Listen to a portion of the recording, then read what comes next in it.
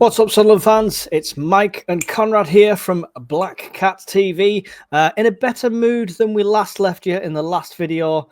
How you doing, Conrad?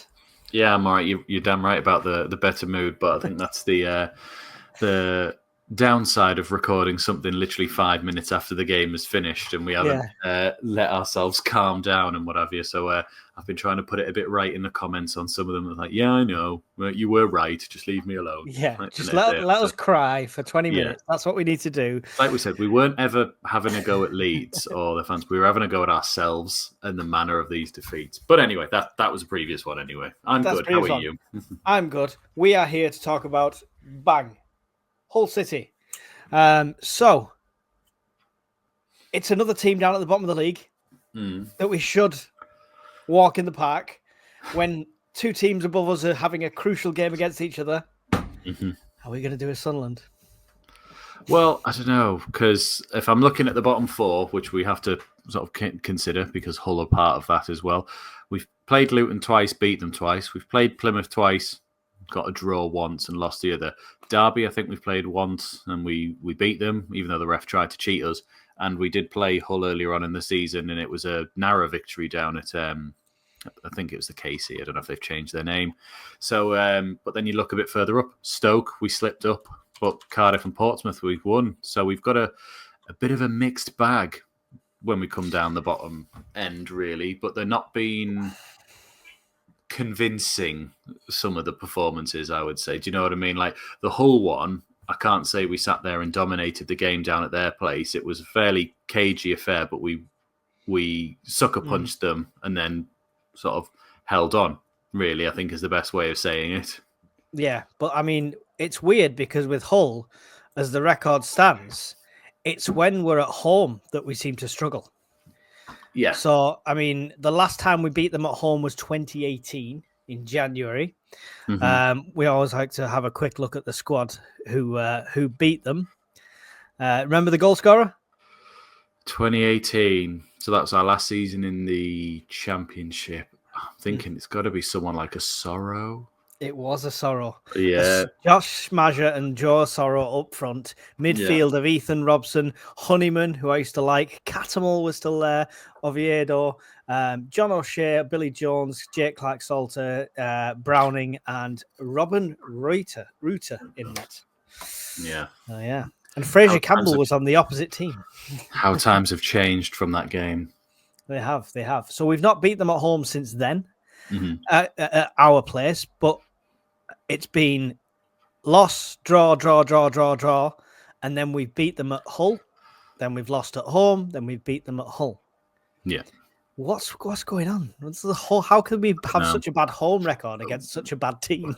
We had a different sort of trajectory within those last 6-7 years, really. Obviously, we won, yet we were falling out of a division in 2018. Whereas falling out the football leagues. Yeah, but then we didn't play him again till I want to say 2020, which was in the League One. I think there was no crowds, and we played at our place, and what was it, 1-1? I think you said, and at their place was 2-2 towards the end of the season. But they got promoted straight back up, and we obviously ended in the playoffs with Johnson, I believe, and went out to Lincoln. So we've not had much games against them, and of course, then we played in the Championship when we came back, and I think you said we lost at our place. No, we drew 4-4 at our place, didn't we? Yeah.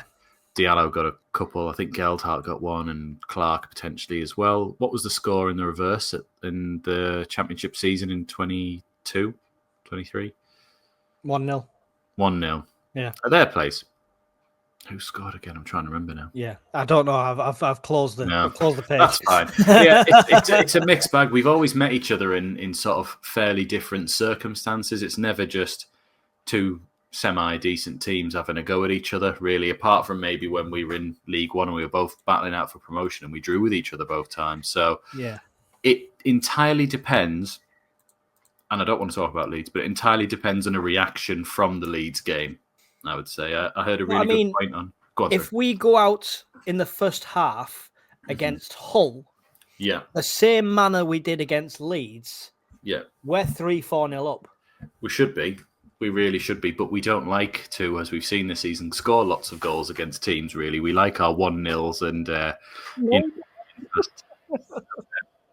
really hope we go out and I was just going to say there was a message on TalkSport earlier on, not TalkSport, I think it might have been Neil Warnock was saying about how the best way for Sunderland to react to this defeat and Labrie to do it is to almost sort of play it off as it doesn't matter.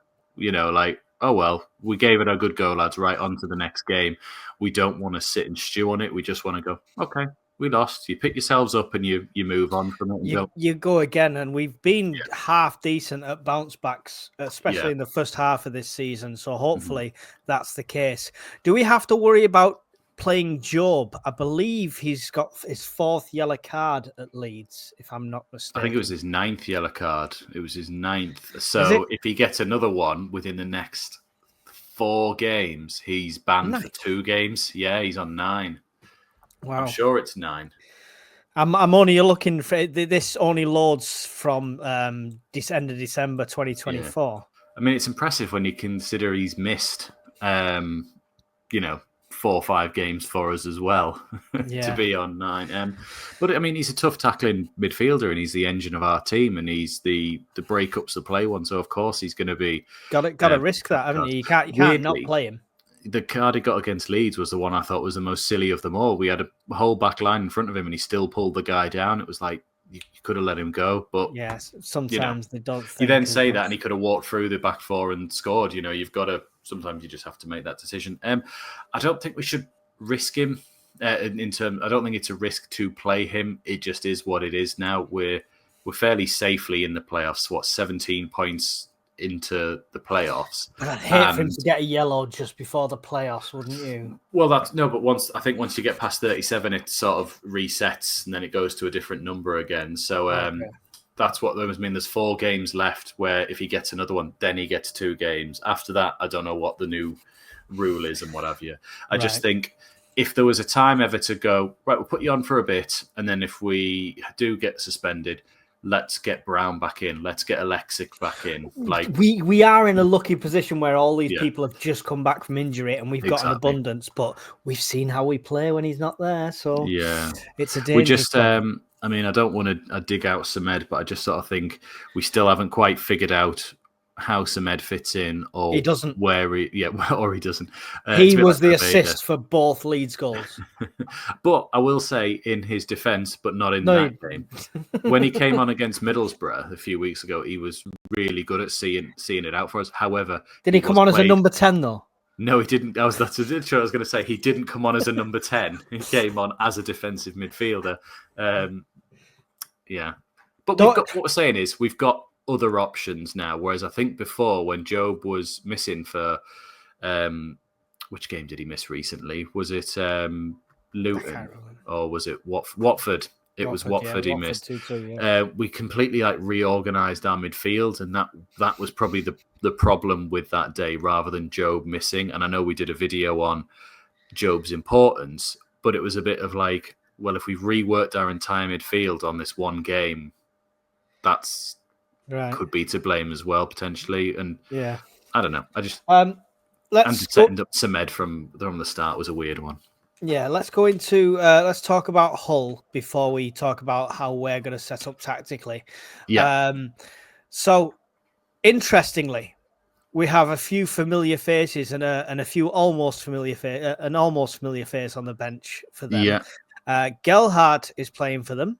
Yeah. Mason Burstow playing for them, both getting game time, and they bagged Louis Barry, who we were looking at one point. Yeah, we did a few videos on Louis Barry, but I don't think he's played a minute yet. Or he certainly he might have played a minute, but he's certain. No, I don't think he has. He's not even listed in this goals. He has. He was on. He came on as a sub against Burnley. Right. God, they haven't listed him then. They obviously don't rate him that well. But he's not listed. Even in the zeros, he's not listed. Right. Well, I mean, I don't know. Which site's that? The ESPN one. So this is where I'm seeing, obviously, that their top scorer is João Pedro, not the one at Brighton, of course, with 5. Then you've got Bail Bedia, who's on 3. Abubakar Abu Kamara, not Abuba Kamara. He plays at Villa. Mason Burstow has 2 goals for them already this season, which is his entire tally for us, I believe, last season. Yeah. And Geldhard's already got 1 in 10 games, and I think it was a lovely lob on his debut. Well, Louis Barry came on at the 58th minute against Burnley. Right. And he's a skillful up-front striker. Obviously, he didn't score against Burnley, and Burnley are a strong team, but he has definitely got minutes behind him at the moment, and he is being used. I was just going to quickly look at the Norwich, because Norwich was their last game as well. And he was started. So, they've just not updated it on here. But their other one to watch out for is Marvin Mehlem, which is a bit like Meffin and Meppin for you, I guess, with Mehlem.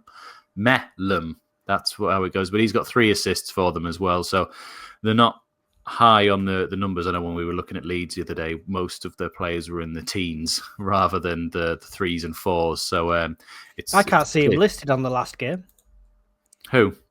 Marvin Mehlem. I wonder if he's been sold, because he's only played 16 times all season. So I don't know if he's still listed as a player for them. We will check it out. I can't see him. Can't see him. Well, he's either seriously injured or he's gone. Yeah, one of the two. However, we put Robin Koch in a thumbnail for the Leeds game, and he didn't even play for them. Yeah. Well, hopefully they don't bring this player on who played who was at the Burnley game. He didn't come on, but his name is Timothy Jacques Orcel Lo Tutata Tala. I'm not saying that. No. That Mehlem has been loaned out to SC Pandabor just in January. So he did play 16 games, and then they loaned him out. Considering he was one of their most creative players, to get rid of him is a bit of a strange one. It's very strange. It's very strange. I don't see any threats. Gelhardt, it's always a threat having an excellent player on there like Gelhardt. It's the former player threat that's the problem. Burstow and Geldhart up top, with potentially Louis Barry. Look at what you could have had sort of up top for them. Because we do certainly like a cliched cliched moment like that, where your ex-player scores against you and stuff like that. Was it someone who's famously touted for Gooch score? Gooch didn't score against us yet that I'm aware of. No, I think it was an assist. I'm sure he was. He might have done but it's what was I going to say?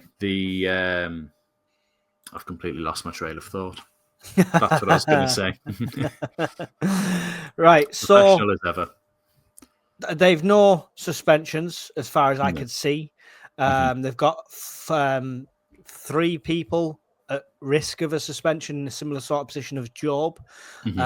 So yeah, that's what's cracking with them.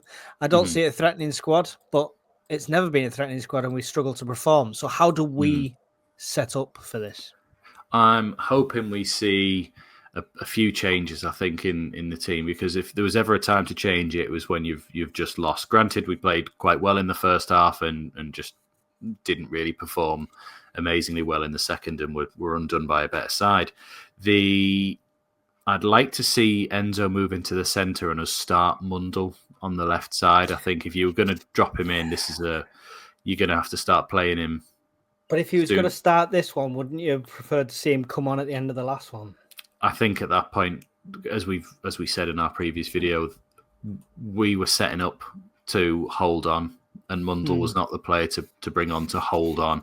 Also, I think he didn't want, like you called him Bogle or Boggle, whatever he was called, but Bogle at right back was doing really well against Enzo, actually, and probably wasn't the game to go, right, it's your first game back, have a run at this guy, and this guy was doing really well. So I think it was probably again, we were trying to see out the game, and it just didn't work. I avoided all Leeds fans at work up until about 4:30 on Tuesday when one collared me. And he said, because I said, like, Boggle, had quite a good game, and it kind of outplayed Enzo out of it. He said, I didn't think so. I thought Enzo was absolutely brilliant. He said, I don't know how you've managed to get him. So I think they both gave good. Enzo was really good in the first half against him, but then going forward, Bogle was absolutely key for Leeds getting forward as well, especially with Dan James on that side. Again, this isn't Leeds. No, this isn't Leeds. I'm just disgruntled that Sam had 2 assists. Yeah. 2 injuries for Hull: Liam Miller, left winger, who's got a crucial ligament injury, and Mohamed Bellamy. It's handy we don't have an extra Bellamy on there. Cruciate ligament tear as well, so they're both going to be out for this game. Interestingly, Gelhardt spoke to the Echo, and he was basically turning around to the Echo saying the whole dressing room's frustrated. So it's not a good place, and apparently they have this, could be 1-0 up, half-time, come out, and they just throw it all away. Very Sounds similar. Yeah, it sounds like us for the last however long. It sounds. His exact quotes from the Echo are: "Everyone's frustrated. We know we're a good team. We're good players, so we want to win games like that. Where we've got good chances. It's a point on the board against the top team. Every point in this league is crucial, so we'll take it and move on." Yeah, fair. Yeah. So, I don't know. I think we'll still have enough. I don't see us blitzing someone, but I think we'll get past them like we did with Luton, where it was fairly little fuss. Same formation, 1 striker, or do we stick 2 up front? He ain't going to stick 2 up front. He's just not. But if, again, we've said it a few times, if there was ever a game to start trialing things now, you're 17 points inside of the playoffs with only, 33 left to go. Start bagging some fucking goal difference, man. Yeah, so at this point, if you wanted to try something, now is your time. But, I don't think you will. It'll still be the one up top. The only change I would like to see is potentially Mundlo Mayenda starting, and the rest is fine, really. I thought Ballard did really well against Leeds, got an assist. I thought 09 was really good. Sirkin's still okay. He's not... I don't know, some of his defensive stuff I watched, and I'm a bit like, that's weird that you just let him run off you. Like there was one against, shouldn't talk about it, but Leeds, where he just watched the ball float to his head. The player ran past him, and he just sort of went, "Oh yeah, I'm meant to chase it." And it was like, "Hang on, you're meant to be alive to this." Like, and wake up. Hume picks himself because he's should be our future captain potentially. Yeah. For 2 centre backs, last thing, 2 centre backs for us, Mepin, Ballard, 09. Who's your 2 out of them? For the game, I think he'll stick with Ballard and 09. You don't think Mepin gets a look in still? He's been our best defender. Well, he has, but then 09's still really not done anything wrong to be dropped. He doesn't cause us any issues. He causes us issues. He causes major issues. Mounting a keeper halfway through a game is an issue. That was so funny. That was just sat on top of him. I hope he was whispering, "Do you remember when you dropped the ball?" That's just Luke 09 just trying to wind him up. I don't know how, by the way, Isidore got a card at that moment and a different Leeds player when the one who shoved him over didn't get anything. But, he tried. He tried to wind them up. Yeah. Before we end, we'll quickly remind people other games going on in the Championship that are key to us. Yeah. Leeds play Sheffield United. So we actually Monday night. Leeds to... Do we want Leeds to win this one? Because it's a difficult one, because... It means if we win, we're 5 points away from Sheffield United. But although if Sheffield United wins, we're still only 7 points away from Leeds. So at this point, I think we want Leeds to win. Play for second At this point here. As we said in our preview before, Leeds are blitzing away teams anyway. So I think Leeds will continue to do that, and you chase down second while you can. Not that we seem to take advantage of that, but we've still got time to do it, I guess. And I think we just need to concentrate on our own games, really, rather than looking at other people. I like to pay attention. I like to pay attention. The only other one, as fans, we do. But I think it's one of those that maybe starting to seep in, that they're like, "Oh, did you see they slipped up on the weekend? Right, this is important." It's like just play your game exactly as we should be. At the start of the season, when no one really mattered where anybody was, we were cruising really on a lot of teams. Yeah. Do you think nerves are getting on top of them, maybe? The other game, obviously, is Burnley, because they're just above us. They've got Sheffield Wednesday. Now, I wouldn't write Wednesday off. They're 9th. They're only 3 points away from a playoff position, and they've been very win, draw, loss, win, loss. It could go either way. And Burnley drew the last one, so you don't know. It'll be 0-0. Hopefully. Because that's all Burnley seem to do is 0-0s. Yeah. Right. Score prediction. 2-0 Sunderland. Oh, wow. Where's the thinking time? No, none at this point. I think it's, like I said, I think it's going to be a very Luton game where there's not really any trouble, but we're not amazing. So 2-0. 5-0 to Sunderland. Jesus Christ. The way we played them 6 shots on target that we had against Leeds, we'd put most of them away against Hull. I'd love to have a counter of how many times we said Leeds in this when we said we weren't going to talk about them. It's still fresh in our minds. Yeah. Well, there you go. There you got it. Conrad's gone 2-0. I've gone 5-0. What's our league table doing for our score predictions? I don't think anyone had 2-1 Leeds apart from some Leeds fans. They don't count. They don't get to win much. Yeah, actually, I'm pretty sure one fan of ours did have 2-1. I'm sure you in your live stream had one say 2-1 Leeds, because I seem to remember you saying you can't predict that, like or something. No, it was a draw. I think it was a draw. He predicted actually. So. I'll have to go back and check, but we've definitely got 2 people on the leaderboard. But I can't remember their names now. So only with 3 points, right? Only for one game. Oh yeah, they've only got one game. Everyone's still in it. Get your predictions below. You don't charge anyone to enter this. We're all just throwing you on there, and at the end of the season, we'll have some prizes for the people at the top. So get your predictions in. Don't be as crazy as mine, and you'll be. I mean, I'd love it. I would absolutely love it, but I just don't see it. I always see it. Yeah. See it in my dreams. Right. Would you like to say goodbye to the millions of viewers across the world? Yep. Cheers for joining us, and please like and subscribe, and we'll see you on Saturday 12:30 for a live stream with Mike. Yeah, there you go. Probably about 12:15, but yeah. Yeah, probably. Come and join me for the live stream. Even if you're watching it, it's good to have my commentary on instead of theirs, because I'm amazing, apparently.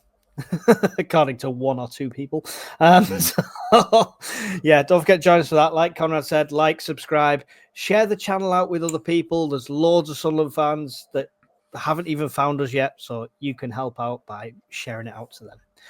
And we'll see you in the next one.